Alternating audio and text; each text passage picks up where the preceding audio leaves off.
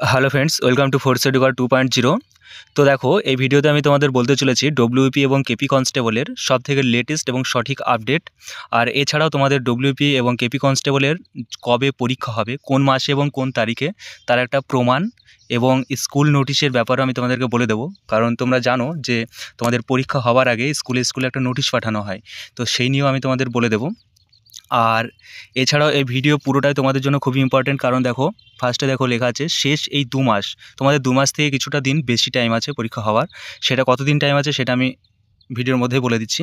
তো দেখো, ভিডিওতে তোমরা কী কী দেখবে সেটা আগে দেখে নাও। প্রথমে দেখে নাও শেষ এই 2 মাস তোমরা জিকে, রিজনিং, গণিত এবং ইংলিশের কোন কোন চ্যাপ্টারগুলি বেশি করে পড়লে সহজেই 65+ মার্কস তুলে নিতে পারবে।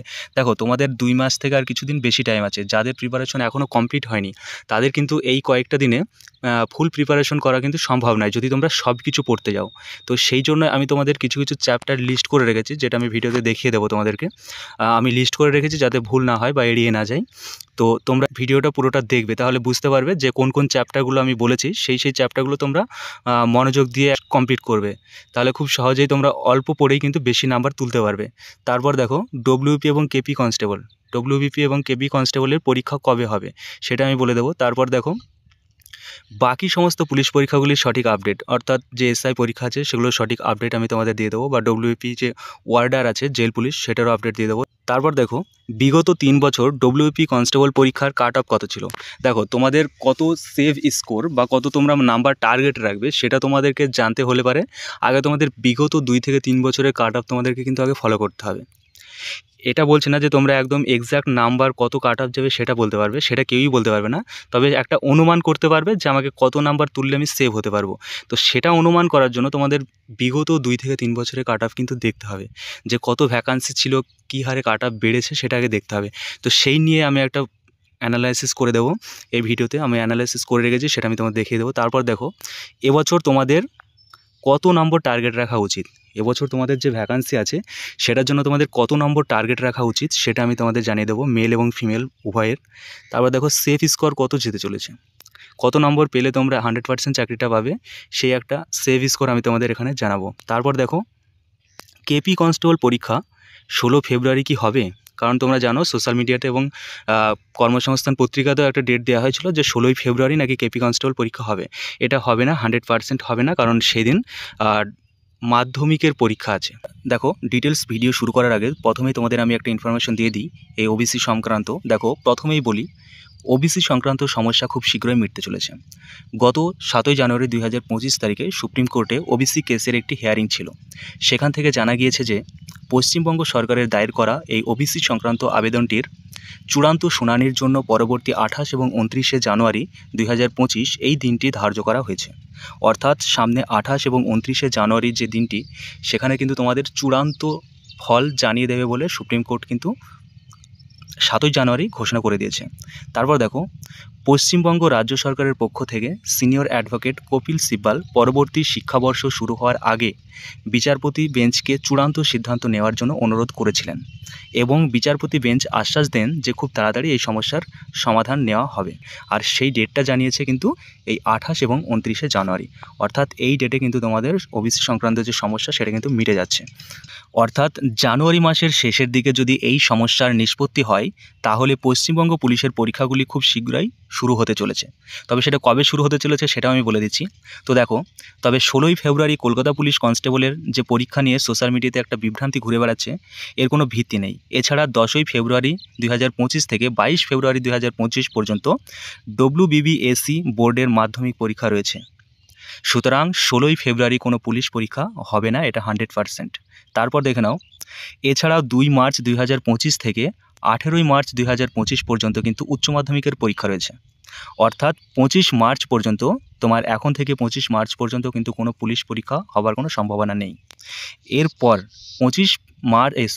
18ই মার্চ 2025 যখন তোমাদের উচ্চ মাধ্যমিক পরীক্ষা শেষ হয়ে যাবে, তারপর এই জিনিসটা খুব মনোযোগ দিয়ে শুনবে, তারপর পিআরবি বোর্ড একটি টেন্টাটিভ ডেট কিন্তু ঠিক করবে, এবং সেই ডেট ঠিক করে ডিএম অফিসের থ্রু দিয়ে স্কুলে একটা নোটিশ পাঠাবে। সেই নোটিশের রিপ্লাইয়ে স্কুল তখন জানাবে কতগুলি সিট ক্যাপাসিটি ওই স্কুলে রয়েছে। সেই রিপোর্ট পুনরায় পিআরবি বোর্ডে গিয়ে পৌঁছলে তখন ফাইনাল একটা ডেট ফিক্সড করে, অর্থাৎ যে টেন্টেটিভ ডেট ঠিক করেছিল সেই ডেটে স্কুল ওই সিট ক্যাপাসিটি দিতে পারবে কিনা সেটা জানার পরে যদি দিতে পারে তো সেই ডেটটা তখন ফিক্সড করে তারপর তোমাদের অ্যাডমিট কার্ড পাঠানো হবে। সুতরাং 18ই মার্চ যখন পরীক্ষাটা শেষ হয়ে যাবে তারপরেই কিন্তু এই প্রক্রিয়াটা শুরু হবে। অর্থাৎ তোমার মার্চের প্রথম বা দ্বিতীয় সপ্তাহ, মার্চের প্রথম সপ্তাহে কিন্তু পরীক্ষা হওয়ার চান্স নেই অতটা, কারণ 18ই মার্চের পরই তোমার এপ্রিলের প্রথম সপ্তাহে কিন্তু পরীক্ষা হওয়ার অতটা চান্স নেই, কিন্তু এপ্রিলের দ্বিতীয় সপ্তাহে থেকে তোমাদের পরীক্ষা কিন্তু শুরু হয়ে যাবে। এরপর দেখো বিগত বছর তোমাদের কেমন কাট অফ গেছিলো, কারণ বিগত বছর কেমন কাট অফ গেছিলো এটা যদি তোমরা জানো তবেই তোমরা অনুমান করতে পারবে যে এবছর কী নম্বর টার্গেট রেখে তোমাদের প্রিপারেশন নেওয়া উচিত। তো দেখো 2019 সালে যে ডব্লিউপি মেল কনস্টেবল ছিল সেখানে 8400 সামথিং ভ্যাকান্সি ছিল, যেখানে মেনের জন্য কাট অফ গেছিলো এটা, এবং ফাইনাল মেরিট লিস্টে যে কাট অফ গেছিলো সেটা কিন্তু এটা। আমি বলে দিতে পারি প্রত্যেকটা কাট অফ, কিন্তু ভিডিও লং হয়ে যাবে তাই আমি বলে দিলাম না, তোমরা দেখে নাও। তারপর দেখো 2 নম্বরে যেটা রয়েছে 2020 যে ডব্লিউপি কনস্টেবল, যেখানে মেলদের জন্য 7400 ছিল আর ফিমেলদের জন্য ছিল প্রায় 1200। তো এখানে দেখো মেনে যে কাট অফ গেছিলো ছেলেদের সেটা হচ্ছে এটা, এবং ফাইনাল মেরিট লিস্টে যেটা গেছিলো সেটা হচ্ছে এটা। দেখো 2019-এর যে ফাইনাল মেরিট লিস্টের কাট অফ এবং 2020-র যে ফাইনাল মেরিট লিস্টের কাট অফ সেটা কিন্তু এমন কিছু তফাৎ কিন্তু নেই, কারণ 1000 ভ্যাকান্সি কম আছে। দেখো তোমরা 2019-এর যে কনস্টেবল সেখান থেকে 2020 মেল কনস্টেবলের জন্য দেখো 1000 ভ্যাকান্সি কম আছে। 1000 ভ্যাকান্সি কম থাকার জন্য দেখো 2, 3, 4 করে কাট অফ কিন্তু ইনক্রিজ হয়েছে, এমন কিছু কাট অফ কিন্তু ইনক্রিজ হয়নি। আর লেডি কনস্টেবল একবার দেখো, লেডি কনস্টেবলে তোমার 2020-তে এই কাট অফটা তোমরা দেখে নাও, যেখানে ফাইনাল মেরিট লিস্টে কাট অফটা আমি বলছি 56 গেছিলো ইউআর। তো এবার একটা জিনিস দেখে নাও, লেডি কনস্টেবল 2023-এ একবার বেরিয়েছিল, যেখানে 1300 সামথিং ভ্যাকান্সি ছিল। 2020-তে 1200-র কাছাকাছি, 2023-এ তোমাদের 1300 সামথিং ভ্যাকান্সি ছিল, এখানে দেওয়া আছে 1335 ভ্যাকান্সি ছিল। তো তোমরা দেখে নাও এখানে কাট অফটা দেখো কতটা গেছিলো। ইউআর গেছিলো 67.75, ওবিসি এ গেছিলো 51, ওবিসি বি গেছিলো 62.92, এসসি গেছিলো 58, এসটি গেছিলো 54.42। তো দেখো ভ্যাকান্সি কিন্তু 2019 এবং 2020-তে মেল কনস্টেবল কিন্তু প্রায় সমান ছিল, 1000 কম ছিল।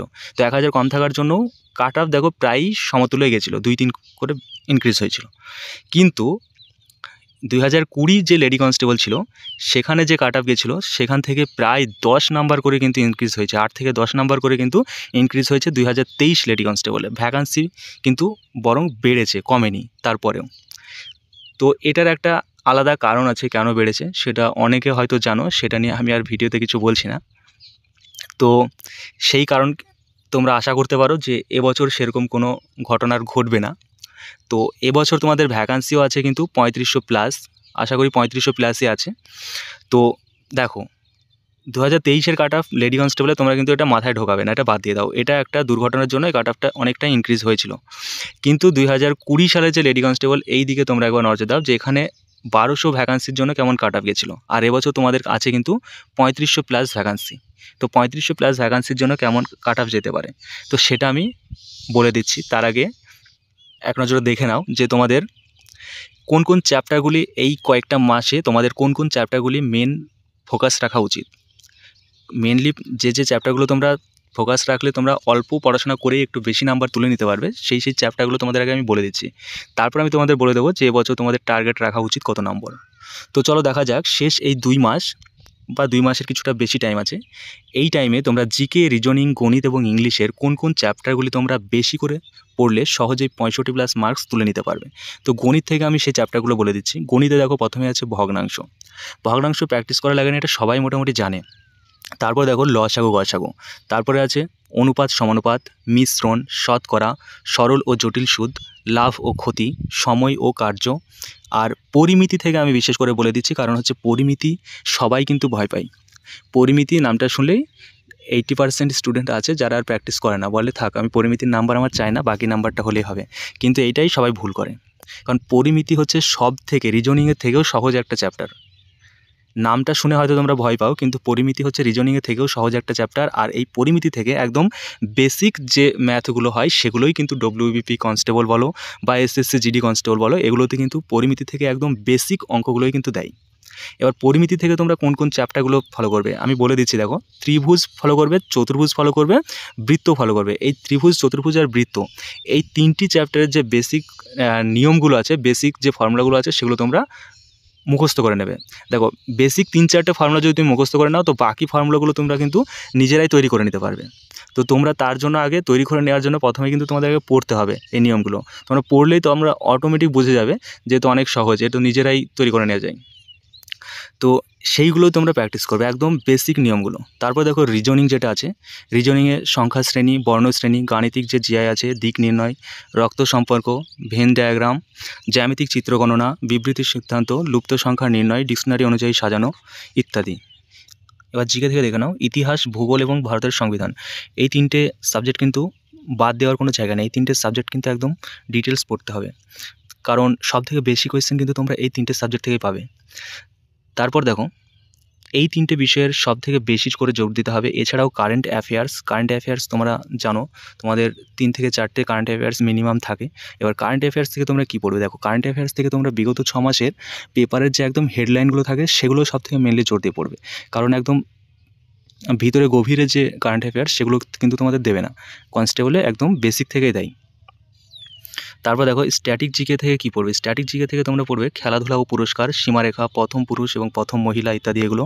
এছাড়াও তোমরা পড়তে পারো কি ভারতীয় সংস্কৃতি, সাধারণ বিজ্ঞান এবং কম্পিউটার, এগুলো কম পড়লেও সমস্যা নেই। তারপর ইংলিশ থেকে দেখো, ইংলিশ থেকে আমি চ্যাপ্টারগুলো বলে দিচ্ছি, তারপর আমি একটা কথা বলবো সেটা তোমরা মাথায় ঢুকিয়ে নেবে। দেখো ফিল ইন দ্য ব্ল্যাঙ্ক, তারপরে আছে article preposition, one word substitution, proverb, grammatical error, তারপরে রয়েছে দেখো spelling test, spotting error, sentence completion, error correction.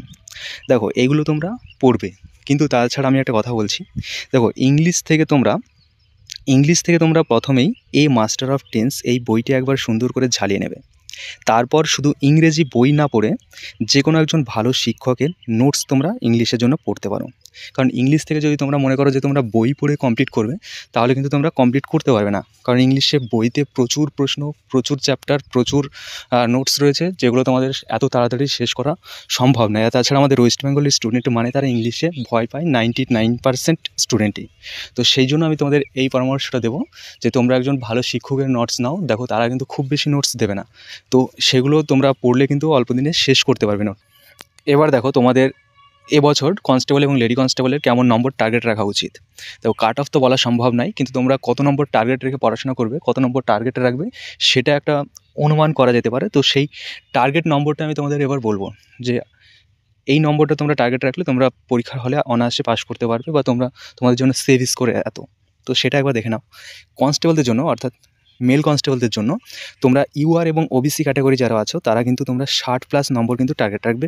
রিটেনেই তোমরা 60+ নম্বর টার্গেট রাখবে।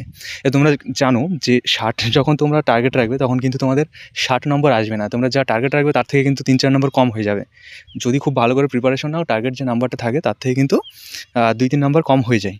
তো এখানে তোমরা যারা ইউআর ক্যাটাগরি আছো তোমরা 60-62 নম্বর টার্গেট রাখতে পারো।